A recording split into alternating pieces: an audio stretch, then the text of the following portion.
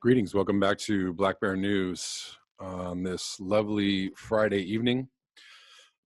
We are discussing climate change, abrupt climate change, destruction of the biosphere, etc. I realized as soon as I ended the video last night how ridiculous I sounded on some levels about taking down industrial civilization and living in a totally different way, and then like, hey guys, you want some stickers and maybe a t-shirt. I understand there's a contradiction there. However, there's a contradiction in almost everything that we do. There's destruction in almost everything that we do. That doesn't make it okay, doesn't make it, okay to just destroy the earth willy-nilly just because everybody else is doing it.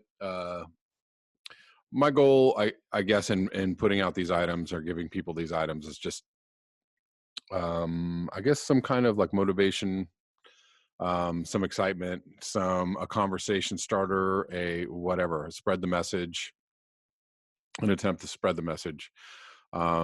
This YouTube channel in and of itself is helping to destroy the environment, even though we're talking about possibly saving the environment, or we're talking about our contribution to the destruction of the environment, or we're talking about the inevitable destruction of the environment. I try not to add to the problem wherever I can, but it is almost impossible to be totally and completely, absolutely morally or environmentally upstanding. We all have to pick our fights and pick our battles. But, the discussion, I think, is the important one. And whatever way it is that you choose to express or take down civilization or thwart industrial civilization or destruction of civilization, or to mitigate climate change, whatever way that you can do that is totally and highly encouraged. Speaking of which, so what I've been noticing in the yellow vest realm, the teachers are on strike here in Los Angeles. And it's not necessarily related to the strike. And I actually saw another protest that wasn't related to the teacher strike. But what I've been noticing is that yellow and orange, like, safety vests are starting to show up as fashion paraphernalia.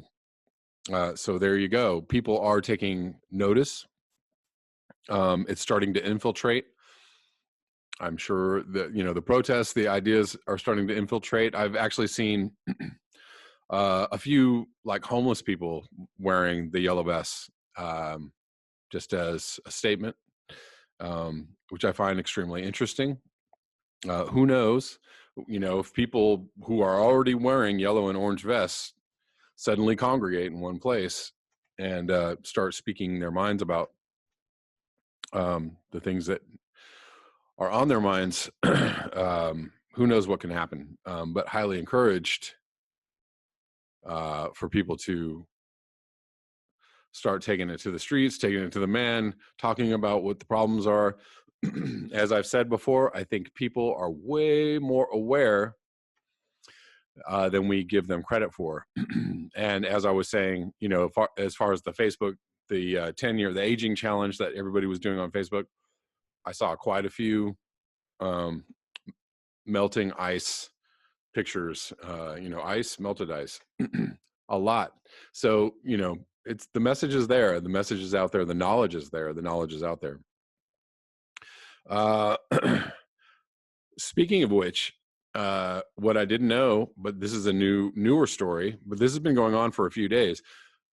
Zimbabwe blocks Facebook, WhatsApp, and Twitter amid crackdown. So there's something of an uprising in Zimbabwe going on, and the government is cracking down. The government has suspended internet access or usage in the country, obviously to thwart communication and organization by those who are trying to Go against the government. A coalition of local human rights groups says that at least 12 people have been killed and many more beaten and tortured by security forces this week. The Zimbabwe Human Rights NGO Forum accused the authorities of cutting off the internet to mask the massive human rights violations. The protests were sparked on Monday by a sharp rise in the price of fuel. Okay. We're seeing an African style, yellow vest style uprising. The government has blamed the opposition and political rights groups for the protests, which has seen riot police clashing with protesters in the capital, Harare, and the southern city of Bulawayo, after they lit fires and blocked roads using rocks. There's been looting in some businesses and schools, and 2 cities have been forced to close. Soldiers are guarding petrol stations where there are still long queues of motorists looking for petrol. The UN has called on the government to halt the excessive use of force by security forces, including firing live ammunition and allegations of nighttime door-to-door searches and beatings.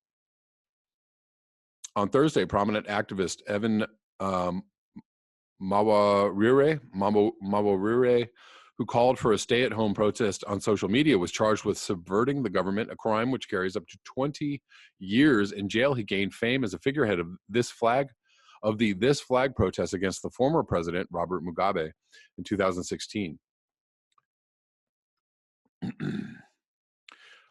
Shortages caused by an increase in fuel use and rampant illegal trading. That's what the president, Emerson Mnangagwa,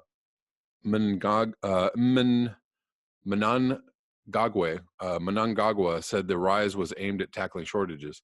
But many Zimbabweans, worn down by years of economic hardship, suddenly found they could not even afford the bus fare to work. He is struggling to revive the economy.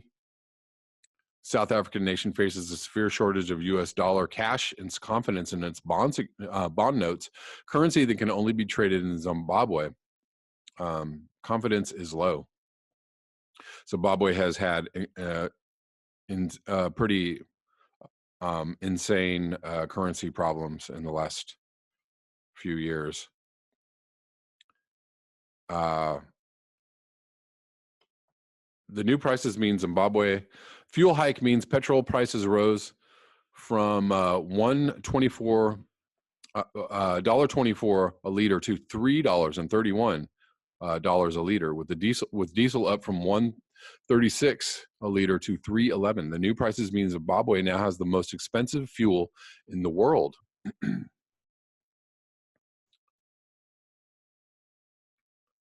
The authorities did cut off internet access across the country earlier in the week and again on Friday morning, though by the afternoon there were reports of an intermittent restoration.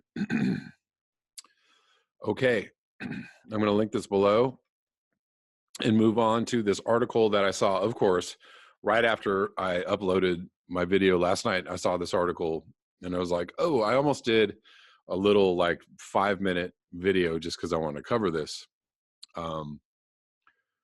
Because it's happening right now.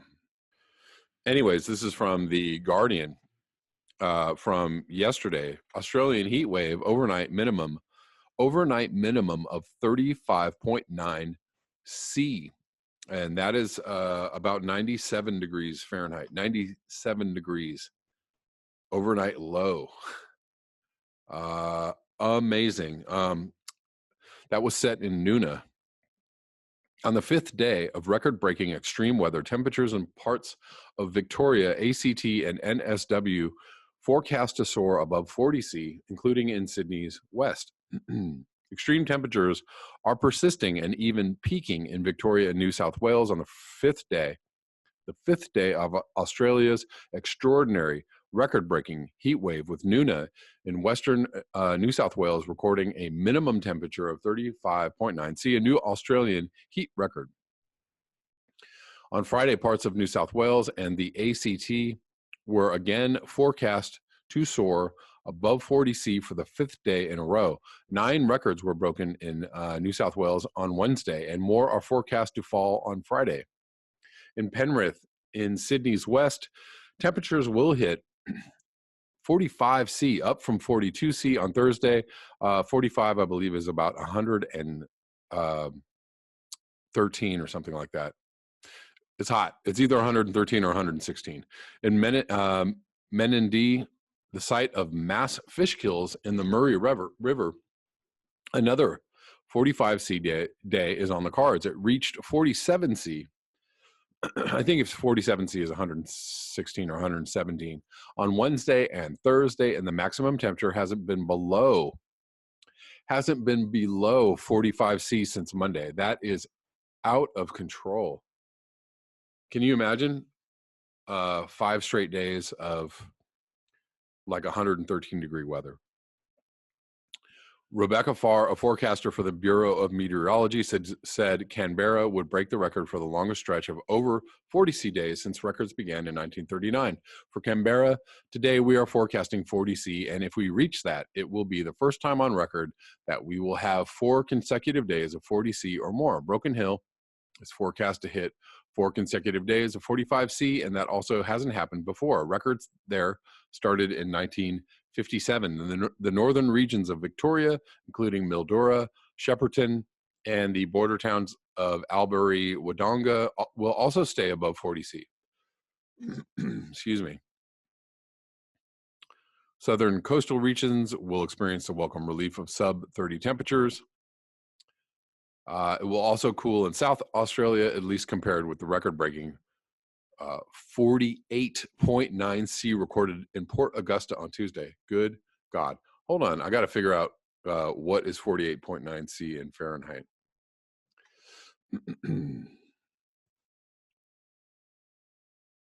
Google already knows me well. That is at 120. 120 degrees.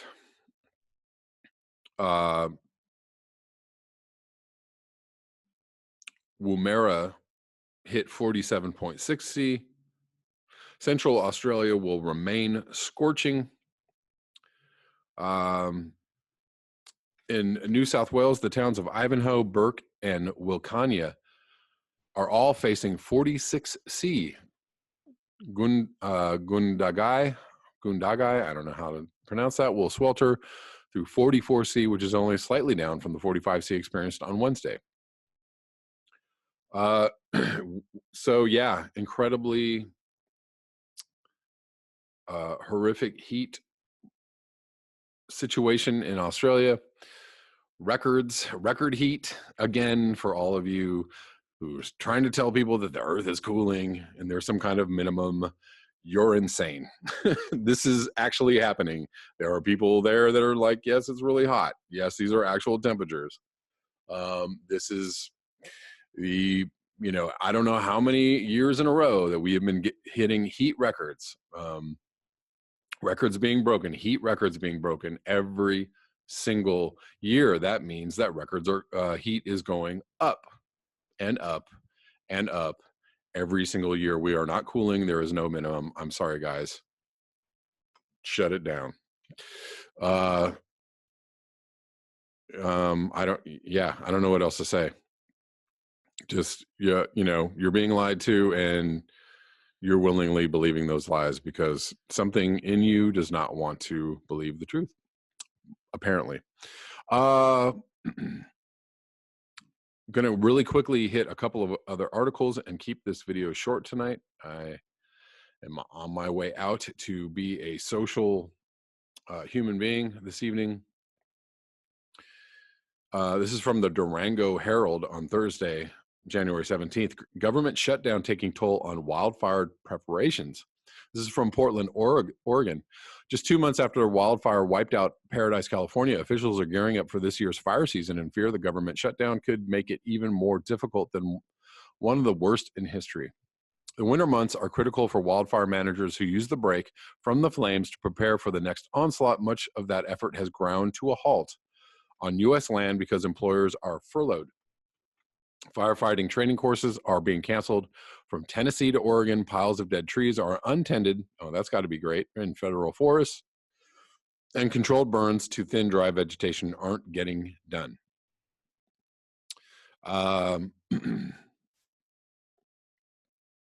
So yeah, that's basically all you need to know about that. It's causing causing a situation where people cannot plan or do the things that need to be done for fire mitigation. Um, this probably can't come at a worse time because we're most likely entering another record fire season as temperatures begin to heat up in the spring and summer all over the U.S. Um, Interesting thing that I heard today is that because of the government shutdown, a lot of employees of the government will be furloughed for longer than 30 days. And guess what? If an employee is furloughed for more than 30 days, they can be given a pink slip. Uh, this seems to be some news that's floating around on, in the right wing circles and on the Q sites. I don't know if this is, some part of some plan. I don't know if that actually means that this is what's going to happen, that people are going to start being laid off, or, just sorry, put out to pasture. Sorry to see you go. So let's keep an eye on that in this next week. A lot of people aren't getting paid. It's causing real problems for a lot of people. Not good. People aren't able to apply for student relief, student loans. People are not being able to get their food stamps. This is going to start causing some serious havoc, and most likely going to start causing some serious economic havoc as the fallout from this continues. And that is all I have for you tonight. Thank you so much for your eyes, your ears, and your conscience. Thank you always for your comments below. I got lots of addresses for the stickers. Probably, guys, what I'm going to do is just keep collecting them over the next couple days, and I'll send them out. I'll try and send them out sometime next week.